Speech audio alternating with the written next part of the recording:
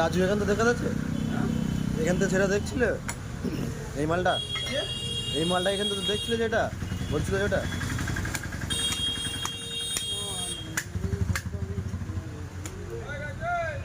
দম হয়ে যাচ্ছে, প্লেট দিকে দম হয়ে যাচ্ছে।